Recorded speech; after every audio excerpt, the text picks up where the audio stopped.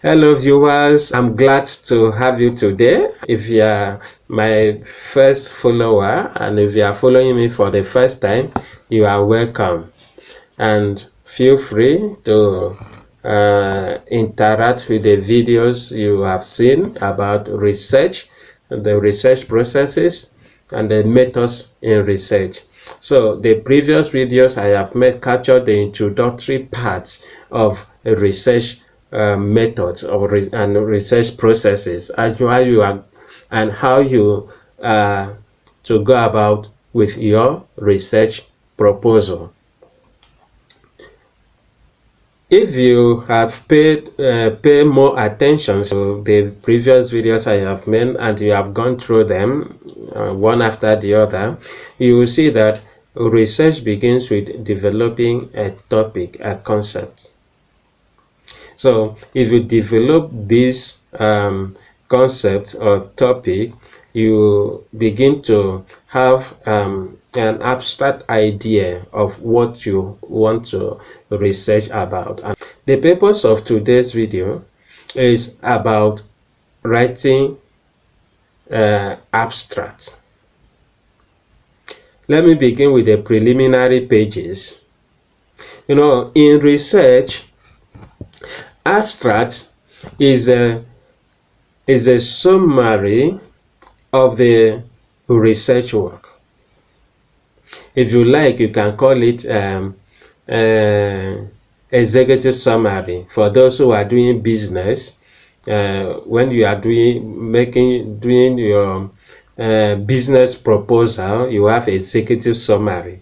So in research, abstract is like executive summary. Abstract is a summary of the whole work that you have done. The whole findings and everything is a summary. Now, how is abstract written? Abstract cannot be written before you begin writing chapter 1, chapter 2, or your research proposal, or even completing your research. You cannot write abstract before you begin the writing of the research. This is where some students get it wrong. Writing abstract before to not depict the main points and the ideas and the summary of all the chapters, either in proposal or in the completed research project. Okay, now it is advisable that you finish your research proposal and therefore you now sit and then you summarize each chapter by chapter in that, and you have them as abstract. What is involved in this abstract? Abstract will capture your chapter 1, the summary of your chapter 1. Abstract will capture the summary of your chapter 2, which is literature review.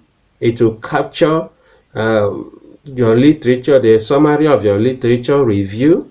Abstract will capture your research methodologies in chapter 3, which is very key.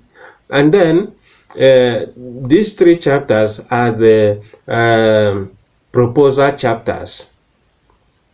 So when you eventually approve to proceed further to data collection and analysis, interpretations, and of course the conclusion in the last chapters of your research discussion, then you will also include the summary of your findings in chapter 4 in the abstract. In the summary and conclusion, and as well the suggestion for further studies that you have in chapter 5 will also be included in abstract. As abstract, you arrange it chronologically.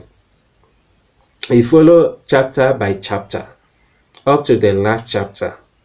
When someone is to read your work, We'll just read the abstract. From the abstract, we'll know the details of what you have in your main project without even going through all that and all that. But with the abstract, it gives the reader a clue, an understanding of your work. So it has to be done very well.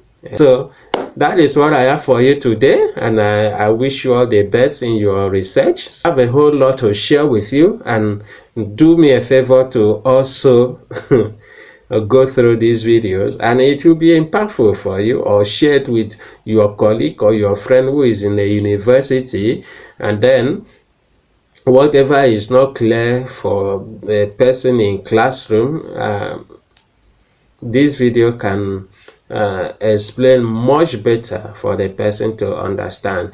Thank you very much, and do have a wonderful time. Bye.